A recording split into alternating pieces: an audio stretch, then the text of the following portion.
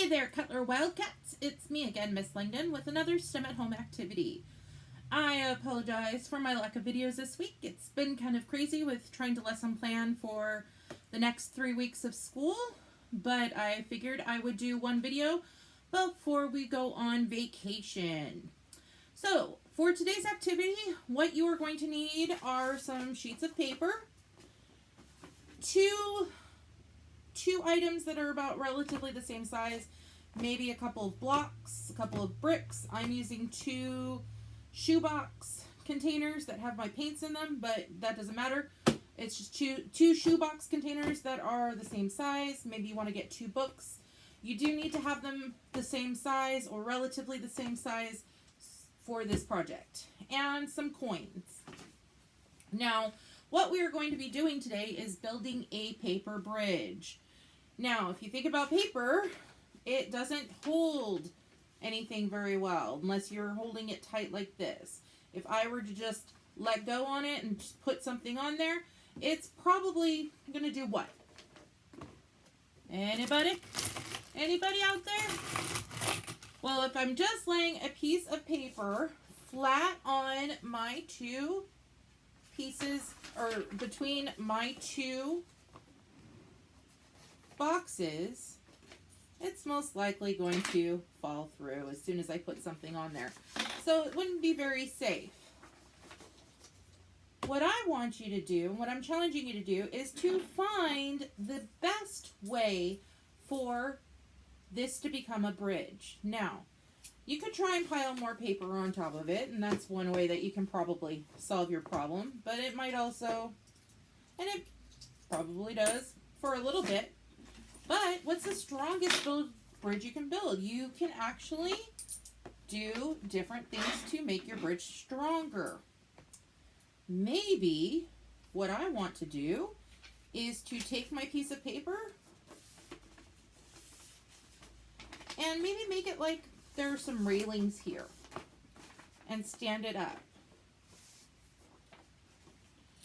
Okay, before I could only get 1 on one sheet of paper, 1 quarter on one sheet of paper. Let's see how many quarters I can get on here. 1, 2, 3, 4, 5, 6, 7, 8, 9. Okay, crashed at 10 quarters. Okay, so that's one way that you can build your paper bridge. Maybe you just want to put some columns underneath it. Now, this isn't much of a column. It might help a little bit on holding up my bridge. But what if I put more columns underneath it?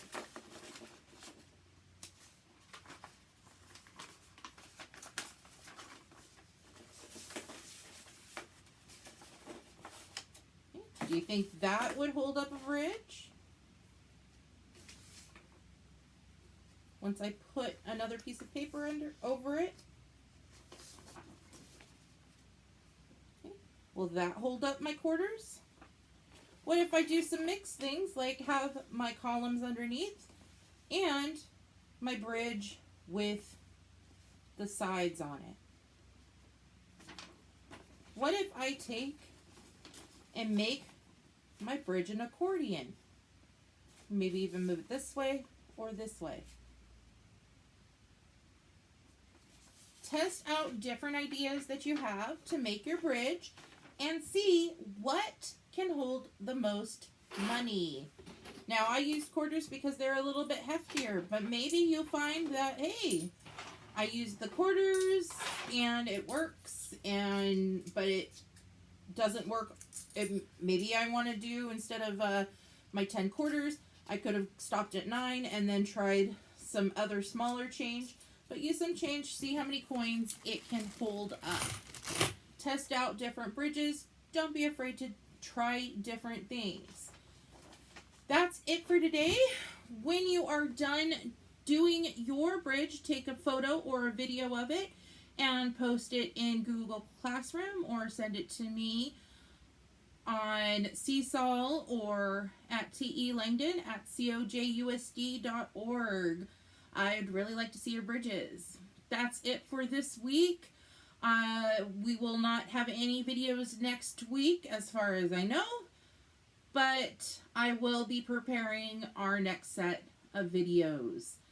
Thank you and have a good spring break, and remember to read and relax. I'll see you later. Bye, Cutler Wildcats.